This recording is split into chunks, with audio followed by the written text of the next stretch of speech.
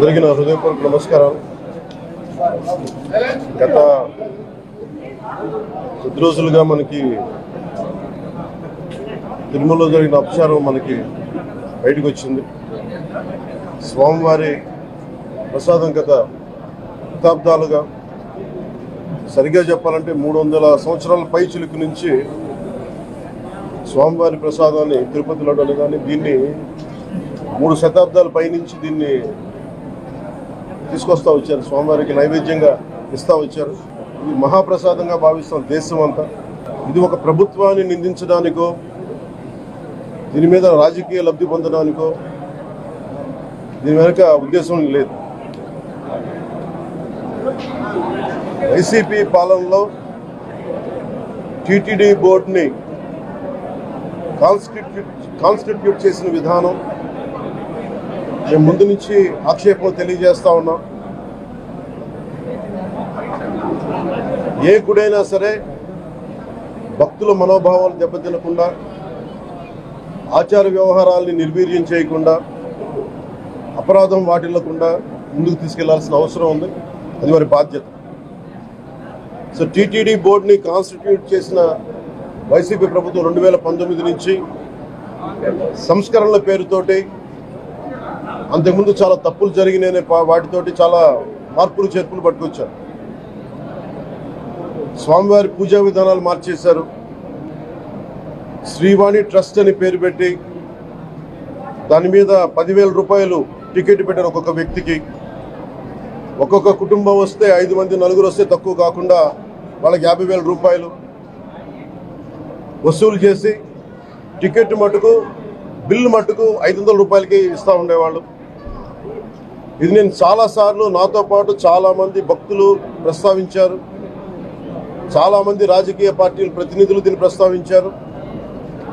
అన్ని పార్టీలు ప్రస్తావిస్తూనే ఉన్నాయి, వెలితి చూపుతూనే ఉన్నాయి. కానీ ఏ రోజు కూడా దాన్ని పట్టించుకున్న పాపాన్ని పోలేదు. అలాగే వైసీపీ పాలనలో అఫీషియల్గా ఆన్ రికార్డ్ 219 గుడుల్ని అపవిత్రం చేశారు. విగ్రహాలని విధ్వంసం కావచ్చు, రథాలు తగలబెట్టడం కావచ్చు, అలాగే 300 పైచిలకు మన దేవాలయాలను అపవిత్రం చేశారు. ఇన్ని జరిగినా కానీ ఎప్పుడు నేను గుర్తిస్తూనే ఉన్నాను.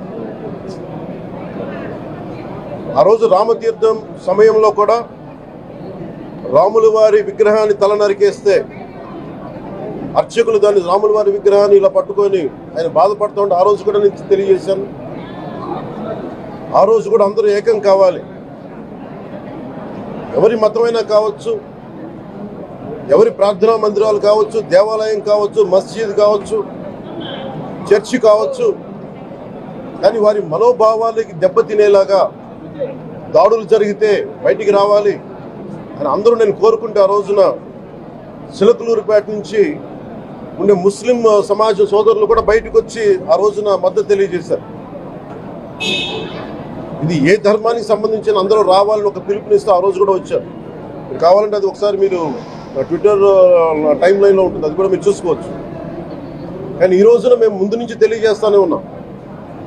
చాలా అవకతవకలు జరుగుతూ ఉన్నాయి, ప్రసాదాలు కల్తీ జరుగుతూ ఉన్నాయి, సరిగ్గా లేవు, ప్రసాదం నాణ్యత పోయింది, డబ్బులు కలెక్ట్ చేస్తున్నారు, రిసిప్ట్లు ఇవ్వట్లేదు. అసలు టీటీడీ మీద కూడా వైట్ పేపర్ రావాల్సిన అవసరం ఉంది. ఇవన్నీ కూడా మేము చాలాసార్లు అనుకుంటా ఉన్నాం. కానీ ఈ స్థాయిలో కల్తీ జరుగుద్దని, కల్తీ ఉంటుంది, ఫుడ్ అడల్ట్రేషన్ ఉంటుంది, చేసే తిండిలో కల్తీ ఉంటుంది, అన్ని దేవాలయాల్లో కూడా ప్రమాణాలు పాటిస్తున్నారా లేదా అన్న చర్చ బయటకు వచ్చింది ఈరోజు. ముఖ్యంగా తిరుపతి లడ్డుకు ప్రసాదాన్ని, శ్రీవారి మహాప్రసాదానికి సంబంధించి ఇది మీకు ప్రత్యేకించి నేను చదివి వినిపిస్తాను మీకు.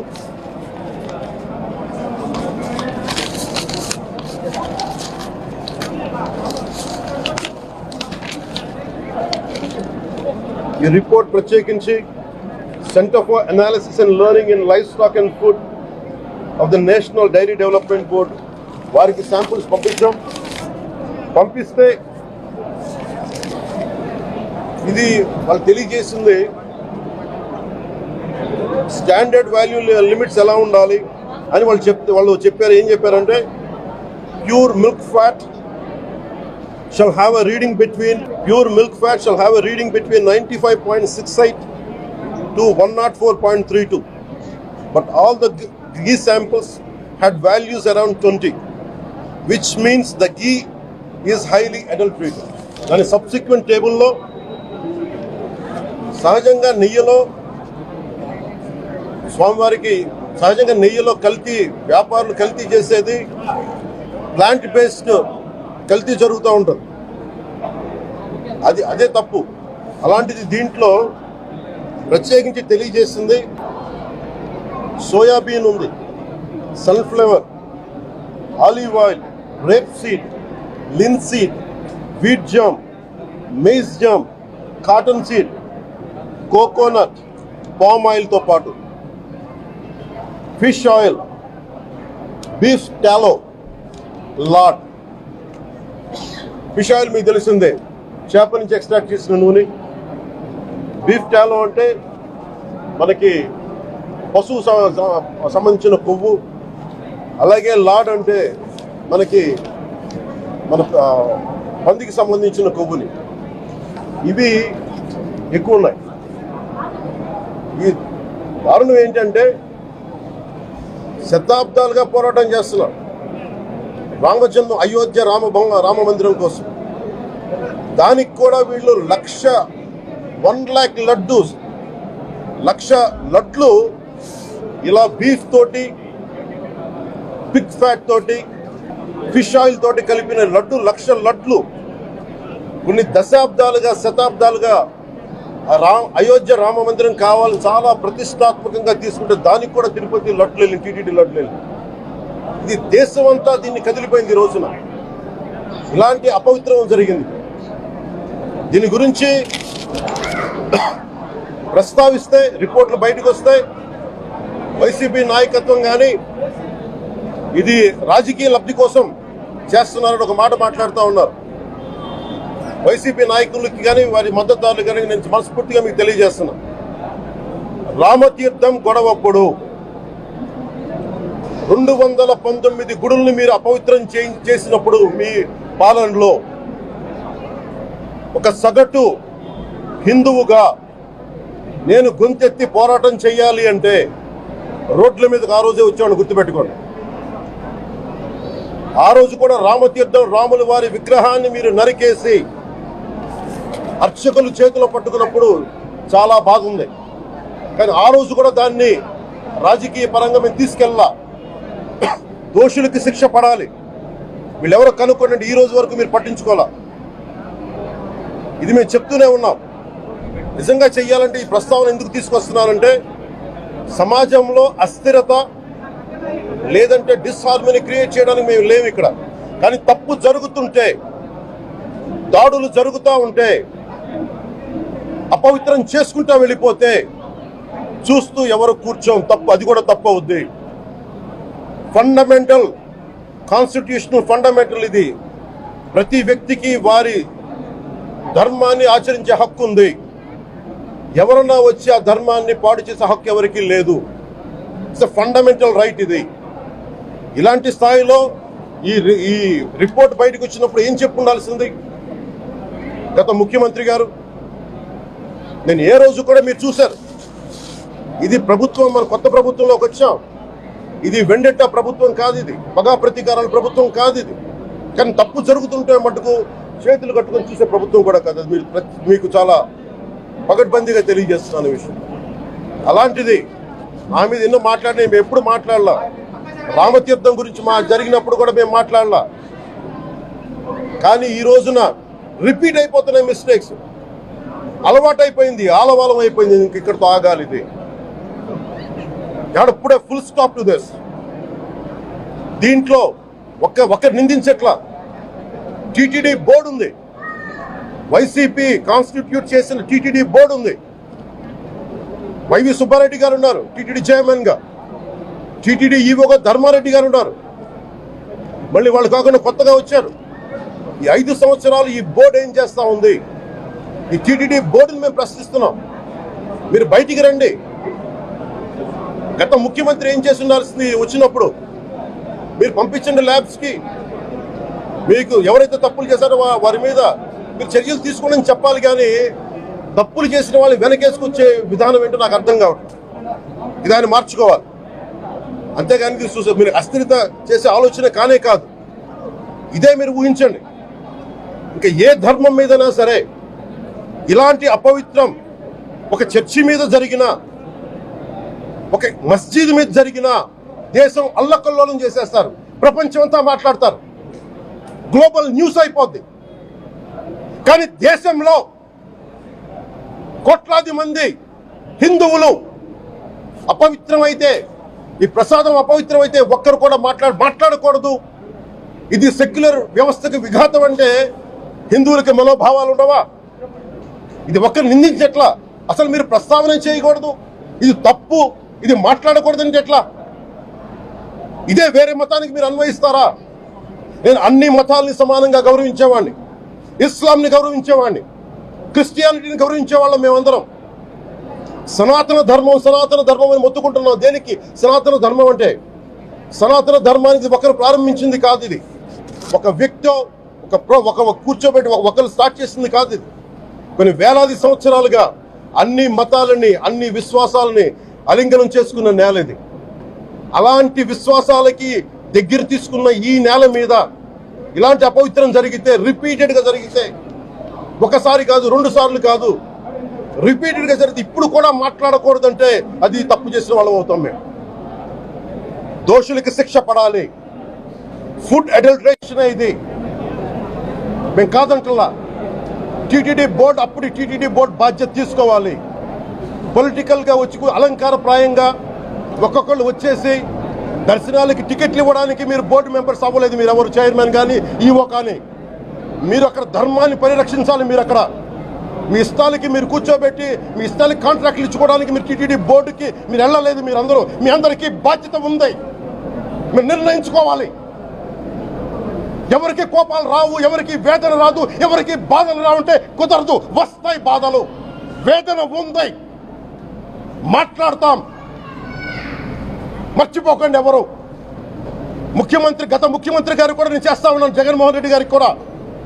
ఇదే చర్చికి జరిగితే మీరు ఊరుకుంటారా? ఒక మసీదుకి జరిగితే ఊరుకుంటారా? ఒక తిరుమలకి జరిగినప్పుడు ఎందుకు వెనకేసుకొస్తారు? రాకండి.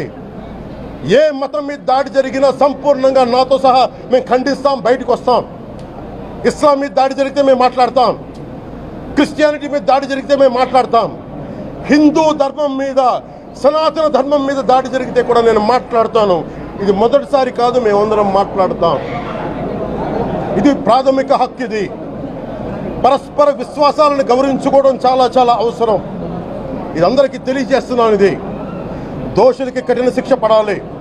అలాగే ముఖ్యమంత్రి గారికి కూడా నేను తెలియజేసుకున్నాను, చంద్రబాబు నాయుడు గారికి కూడా క్యాబినెట్ మీటింగ్ జరగాలి, అసెంబ్లీలో చర్చ జరగాలి. అసలు టీటీడీ ట్రస్ట్లో ఎన్ని అవకతవకలు జరిగినాయి, దీని మీద కూలంకషంగా దీని మీద చర్చలు జరగాలి. అలాగే నిన్న అందరూ మీడియా పెద్దలు కూడా అడుగుతా ఉన్నారు, అధిపతులు, పత్రికాధిపతులు కూడా అడుగుతూ ఉన్నారు, మీడియా వారు కూడా అడుగుతున్నారు, దీన్ని సిబిఐకి తీసుకెళ్లాలా లేదా అనేది. అది గౌరవ ముఖ్యమంత్రి గారు నిర్ణయం తీసుకోమని. మీరు ఏ నిర్ణయం తీసుకున్నా క్యాబినెట్ మీ వెనకాల ఉంటుంది, ప్రజలు మీ వెనకే ఉంటారు. ఇది ఇక్కడితో ఆగాలని మనస్ఫూర్తిగా నేను కోరుకుంటున్నాను. అలాగే 40 సంవత్సరాలుగా కర్ణాటకలోని గీ కంపెనీకి ఇస్తూ ఉన్నారు. 15,000 కేజీలు అవసరం అవుతుంది నెయ్యి, మనకి స్వచ్ఛమైన నెయ్యి. అలాంటిది వీళ్ళు 1000 రూపాయలు కొన్నదాన్ని వీళ్ళు 360 రూపాయలకే వస్తుందని చెప్పి ఎవరో మిడిల్ మ్యాన్ వచ్చి చెప్పారు. ఆ మిడిల్ మ్యాన్ ఎవరు? దీని మీద సంతకం పెట్టింది ఎవరు?